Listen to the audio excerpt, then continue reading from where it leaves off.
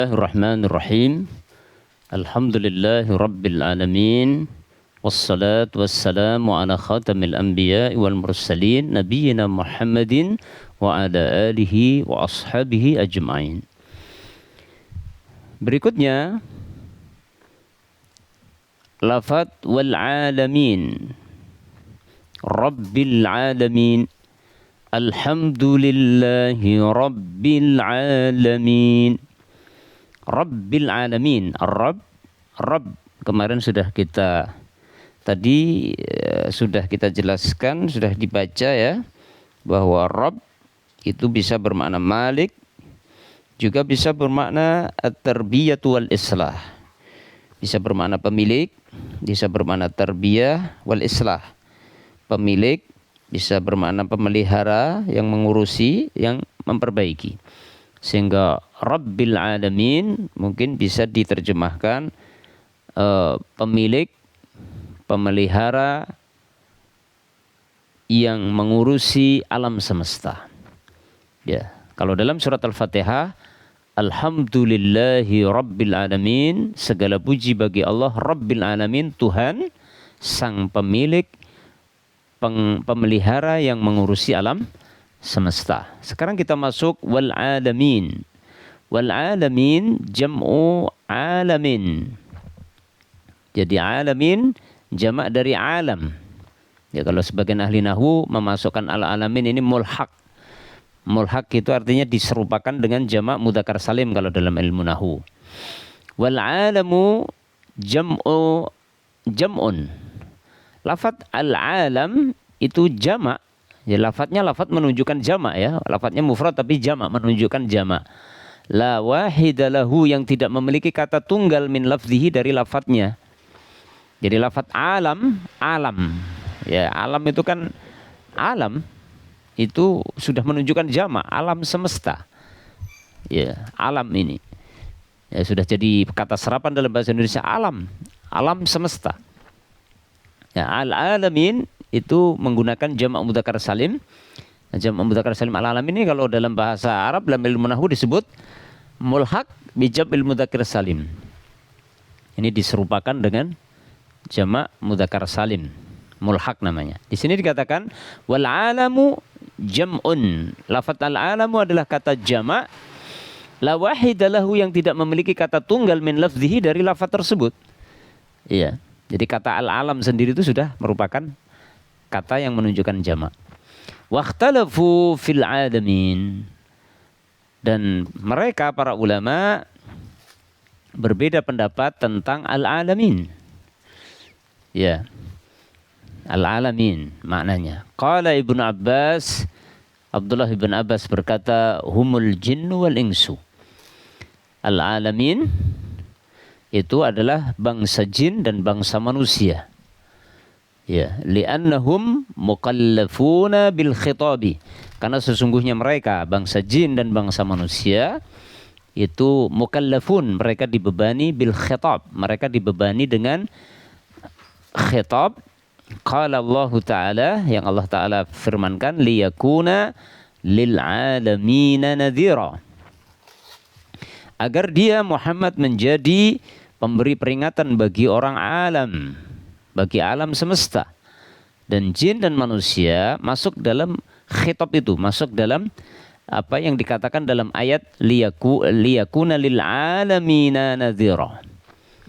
Ya, karena Nabi Muhammad SAW itu sebagai nadhiran lil alamin. Maksudnya siapa? Jin dan manusia, seperti dalam firman Allah, wa ma khalaqtul jinna wal insa illa liya'budun.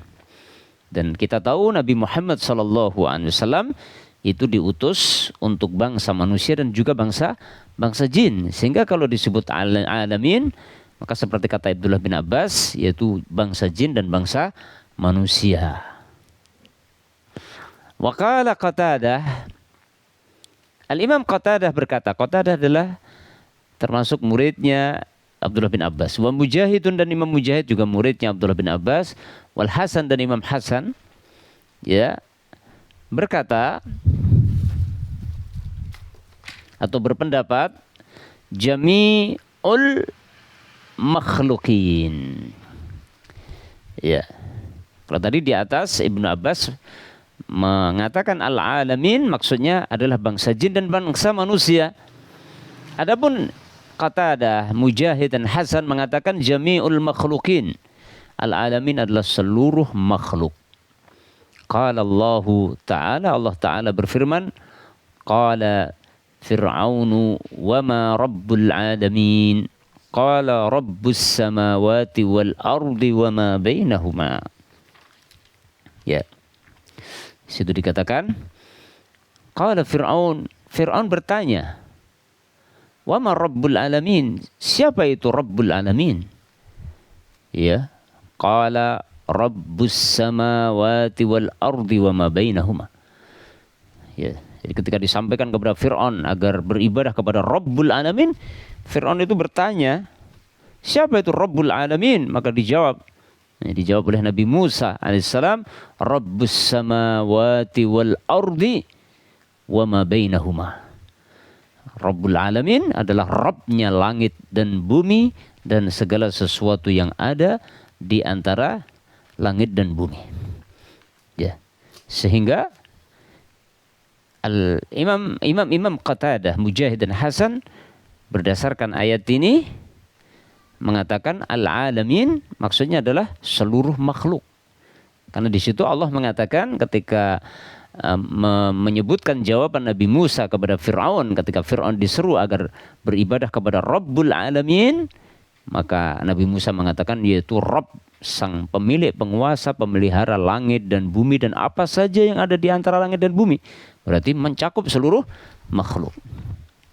Ya, dan tentunya ini tidak bertentangan antara penafsiran Abdullah bin Abbas dan murid-muridnya, karena ini murid-muridnya Abdullah bin Abbas, Qatadah, Mujahid dan Hasan ya. Dan tentunya mereka murid-muridnya itu banyak mendengar dari gurunya. Ya, kadang gurunya menyebutkan definisi secara global, kadang secara khusus gitu ya. Dan tidak bertentangan ya.